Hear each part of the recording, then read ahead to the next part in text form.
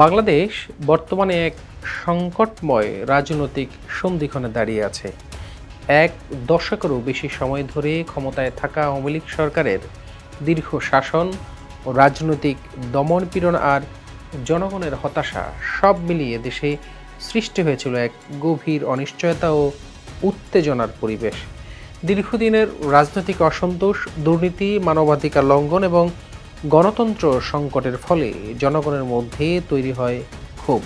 2024 সালের জুলাই আগস্টের গণ আন্দোলনের ঢেউয়ে ভেসে যায় শেখ হাসিনা নেতৃত্বাধীন সরকার। দেশে শুরু হয় নতুন রাজনৈতিক অধ্যায়ের। এরই পরিণতিতে দেশে একটি অন্তর্বর্তীকালীন সরকার গঠিত হয়, যার নেতৃত্বে রয়েছেন শান্তিতে নোবেল বিজয়ী ডক্টর মোহাম্মদ ইউনূস। নতুন সরকারের সামনে রয়েছে দেশের গণতন্ত্র পুনরুদ্ধারের জন্য গ্রহণযোগ্য, অংশগ্রহণমূলক এবং শান্তিপূর্ণ নির্বাচনের দিকে এগিয়ে নেওয়ার দায়িত্ব। তবে এই পথ মোটেই মসৃণ নয়, রয়েছে নানা চ্যালেঞ্জ। রাজনৈতিক বিভক্তি, অর্থনৈতিক স্থবিরতা, আন্তর্জাতিক চাপ এবং মানবাধিকার সংকট সব মিলিয়ে দেশ আজ এক কঠিন সময় পার করছে। বন্ধুরা, আজকের প্রতিবেদনে তুলে ধরব বাংলাদেশের বর্তমান রাজনৈতিক চিত্র, এর পেছনের কারণ এবং সামনে আসলে কি অপেক্ষা করছে। চ্যানেলটি সাবস্ক্রাইব করে আমাদের সাথেই থাকুন। বাংলাদেশ আজ এক জটিল ও বহুমাত্রিক সংকটের মধ্য দিয়ে অতিক্রম করছে।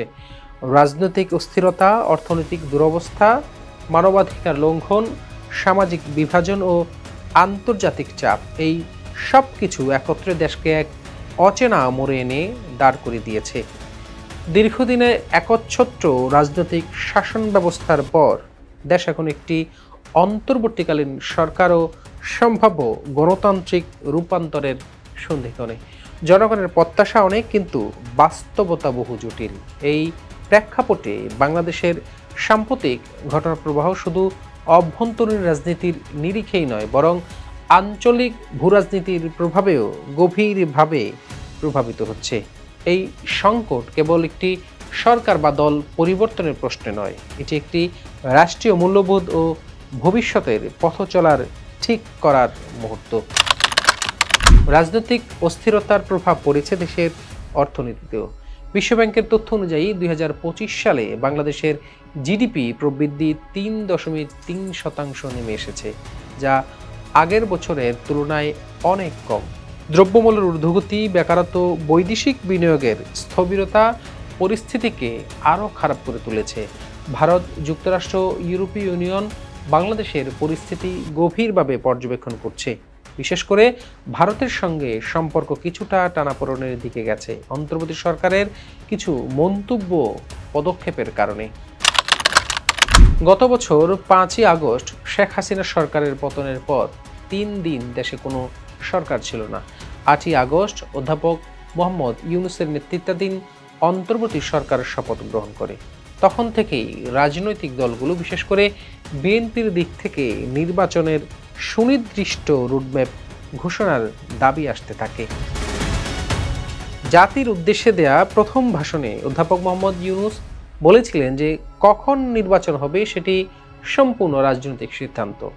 সেই ভাষণে নির্বাচনের রোডম্যাপ না আসায় হতাশা প্রকাশ করেছিল বিএনপি ও সমমনা দলগুলো। কিন্তু এরপরই তোলপাড় সৃষ্টি হয় সেনাপ্রধান ওয়াকারুজ্জামানের একটি বক্তব্যকে কেন্দ্র করে।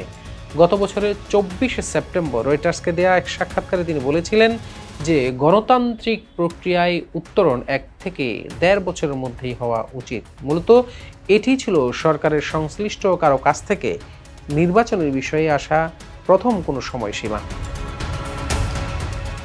এরপর এক সংবাদ সম্মেলনে প্রধান উপদেষ্টার প্রেস সচিব শফিকুল আলম সেনাপ্রধানের বক্তব্যকে তার নিজস্ব মতামত হিসেবে বর্ণনা করেন। তবে এসব কিছু ছাপিয়ে সরকার নতুন করে আলোচনায় আসে রাখাইনের জন্য মানবিক করিডোর, চট্টগ্রাম বন্দরের একটি টার্মিনালের দায়িত্ব বিদেশিদের দেওয়া প্রসঙ্গ নিয়ে এবং বিএনপির দিক থেকে জাতীয় নিরাপত্তা উপদেষ্টাকে অব্যাহতি দেওয়ার দাবি। যদিও সরকারের তরফ থেকে জাতীয় নিরাপত্তা উপদেষ্টা বলেছেন করিডোর নিয়ে কারো সাথে কোনো আলোচনাই করেনি অন্তর্বর্তীকালীন সরকার। কিন্তু হঠাৎ কেন এই সংকট হলো? দর্শক, এমন পটভূমিতে ঢাকা দক্ষিণ সিটি কর্পোরেশনের মেয়র হিসাবে শপথ দিতে বিএনপি নেতা ইশরাক হোসেনের সমর্থকরা রাস্তায় নামে। প্রধান উপদেষ্টার বাসভবন সংলগ্ন এলাকায় অবস্থান নিয়ে রাস্তা বন্ধ করে দেওয়ার ঘটনাও ঘটে। এতে সরকারের সাথে বিএনপির সম্পর্কের আরও অবনতির চিত্র প্রকাশ পায়। অন্যদিকে সেনাবাহিনী প্রধান জেনারেল ওয়াকারুজ্জামান গত বুধবার বাহিনীর কর্মকর্তাদের নিয়ে এক বৈঠকে নির্বাচন, রাখাইনের জন্য মানবিক করিডোর, চট্টগ্রাম বন্দর, মব বা দলবদ্ধ বিশৃঙ্খলা সৃষ্টির বিষয়সহ সমসাময়িক বিভিন্ন ইস্যু নিয়ে কথা বলেছেন, যা সংবাদ মাধ্যমেও প্রকাশিত হয়েছে। বিশ্লেষকরা অনেকে মনে করছেন সেনাপ্রধানকে উদ্ধৃত করে গণমাধ্যমে আসা বক্তব্য, এরপর ইশরাক হোসেনকে মেয়র হিসাবে শপথ পড়ানোর দাবিতে বিএনপি কর্মী সমর্থকদের রাস্তায় অবস্থান নিয়ে শহর অচলের ঘটনায় ক্ষুব্ধ হন প্রধান উপদেষ্টা। এরপরই প্রধান উপদেষ্টার পদত্যাগের প্রসঙ্গটি সামনে আসে। আওয়ামী লীগ সরকার পতনের পর গঠিত হয় অন্তর্বর্তীকালীন সরকার, যার নেতৃত্বে আনা হয় ডক্টর মোহাম্মদ ইউনূসকে, যার প্রতি দেশি বিদেশি আস্থা তুলনামূলকভাবে একটু বেশি। এই সরকারের মূল লক্ষ্য একটি গ্রহণযোগ্য নির্বাচন, তার আগে সংস্কার এবং বিচার নিশ্চিত করা, একই সাথে এই নির্বাচনে সকল দলের অংশগ্রহণ নিশ্চিত করা। সরকার গঠন করার পর 11টি সংস্কার কমিশনের মধ্যে কয়েকটি ইতিমধ্যে প্রাথমিক প্রতিবেদন জমা দিয়েছে। তবে অন্তর্বর্তী সরকারেরও কিছু প্রশ্নের মুখে পড়তে হয়েছে। রাজনৈতিক দলগুলোর মধ্যে ঐক্য প্রতিষ্ঠা, বিচার বিভাগ ও প্রশাসনের নিরপেক্ষতা নিশ্চিত করা এবং সংখ্যালঘুদের সুরক্ষা নিশ্চিত করা, এগুলো বড় চ্যালেঞ্জ হয়ে দাঁড়িয়েছে। দর্শক, জাতিসংঘের প্রতিবেদন অনুযায়ী 2024 সালের বিক্ষোভ দমনের সময় প্রায় 1400 জন মানুষ নিহত হন, যাদের অধিকাংশই ছাত্র ও তরুণ। বিরোধী দল ও আন্তর্জাতিক মহল সরকারের বিরুদ্ধে রাষ্ট্রীয় সন্ত্রাস চালানোর অভিযোগ তোলে। অন্তর্বর্তীকালীন সরকার দায়িত্ব নেওয়ার পর এই হত্যাকাণ্ডের একটি সুষ্ঠু তদন্ত ও বিচার দাবি করে আসছে সর্বমহল।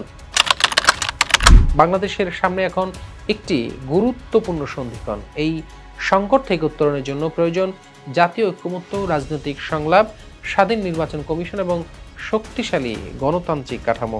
শুধু নেতৃত্বে পরিবর্তন নয়, দেশের রাজনৈতিক সংস্কৃতিতেও ইতিবাচক পরিবর্তন আনতে হবে। গণতন্ত্রের পথে এই যাত্রা হবে কঠিন, কিন্তু জনগণের সচেতনতা এবং অংশগ্রহণই পারে বাংলাদেশকে একটি স্বচ্ছ, মানবিক ও সমৃদ্ধ রাজনৈতিক ব্যবস্থার দিকে এগিয়ে নিয়ে যেতে।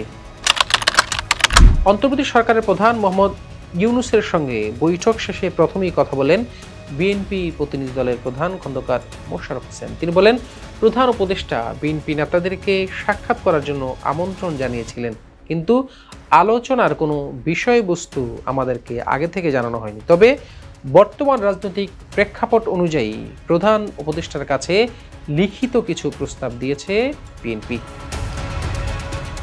বাংলাদেশে গণতন্ত্র উত্তরণের লক্ষ্যে নির্বাচনের রুটম্যাপ, সুষ্ঠু নির্বাচনের জন্য সরকারের নিরপেক্ষতা বজায় রাখার স্বার্থে বিতর্কিত উপদেষ্টাদের বাদ দিয়ে উপদেষ্টা পরিষদ পুনর্গঠন এবং আওয়ামী লীগের বিচার দাবি করেছে বিএনপি। লিখিত বক্তব্য অনুযায়ী তিনি বলেন, বিএনপি কখনোই প্রধান উপদেষ্টার পদত্যাগ চায়নি, বরং প্রথম থেকে এই সরকারকে সর্বাত্মক সহযোগিতা করে আসছে। এদিকে দুটি বিষয়ে পরিষ্কার করার জন্য আহ্বান জানিয়েছেন বাংলাদেশ জামায়াত ইসলামীর প্রতিনিধি দল।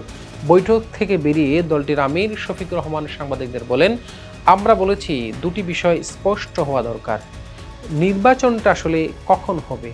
আপনি যেই সময়সীমা বেঁধে দিয়েছেন তার মধ্যে কোনো বড় ধরনের ভোগান্তিহীন একটি সুষ্ঠু নির্বাচন প্রয়োজন। 2 নম্বর হলো, নির্বাচনের আগে সংস্কার এবং দৃশ্যমান বিচারের কিছু প্রক্রিয়া জনগণের সামনে আসতে হবে। সংস্কার শেষ না করে যদি নির্বাচন দেওয়া হয়, জনগণ এই নির্বাচনে তাদের প্রত্যাশা পূরণ করতে পারবে না।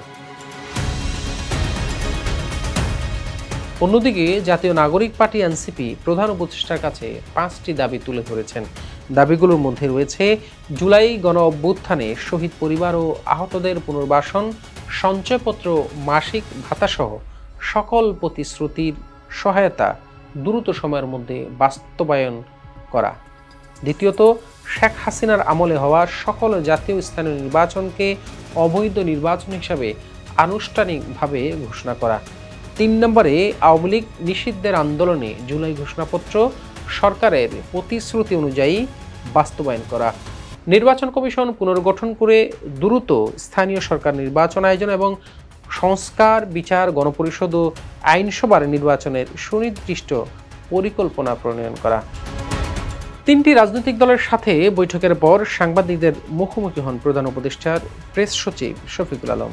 তিনি বলেন, অন্তর্বর্তীকালীন সরকারের প্রধান উপদেষ্টা অধ্যাপক মোহাম্মদ ইউনূসের প্রতি বিএনপি, জামাত এবং এনসিপি নেতাদের অকুণ্ঠ সমর্থন আছে। তারা বলছেন, প্রধান উপদেষ্টার নেতৃত্বে আস্থা আছে এবং তাকে অনুরোধ করেছেন যাতে ওনার নেতৃত্বেই বাংলাদেশে একটি অবাধ ও সুষ্ঠু নির্বাচন হয়। বাংলাদেশের বর্তমান সংকট যেমন গভীর, তেমনি তা নতুন সম্ভাবনার দ্বার উন্মুক্ত করেছে। এই সংকট আমাদের রাজনৈতিক শুদ্ধতা, প্রশাসনিক জবাবদিহিতা এবং সামাজিক সংহতির প্রতি নতুন করে প্রশ্ন তোলে। তবে ইতিহাস সাক্ষী, সংকট থেকেই জন্ম নেয় নবজাগরণ। এখন সময় সাহসিকতা এবং দূরদর্শিতার সঙ্গে জাতীয় ঐক্যমত্য গড়ে তোলার। দলীয় স্বার্থের ঊর্ধ্বে উঠে রাষ্ট্রকে এগিয়ে নেওয়ার জন্য প্রয়োজন সহনশীলতা, সংলাপ এবং জনগণের অংশগ্রহণ নিশ্চিত করা। এই রূপান্তরের পথে হাঁটতে পারলে বাংলাদেশ কেবল সংকট অতিক্রম করবে না, বরং একটি গণতান্ত্রিক, মানবিক এবং উন্নয়নমুখী রাষ্ট্র হিসাবে আত্মপ্রকাশ করবে। দর্শক, এতক্ষণ আমাদের সাথে থাকার জন্য ধন্যবাদ। বাণিজ্য প্রতিদিনের খবর বিশ্লেষণ এখানেই শেষ করছি।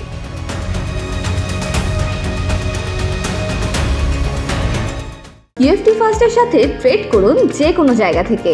ক্যাম্পাসে ক্লাসের ফাঁকে, ঢাকার জ্যামে বসে কিংবা ঘরে বসে, ট্রেডিং এখন হাতের মুঠোয়। তাই ট্রেড করুন যখন খুশি, যেখানে খুশি।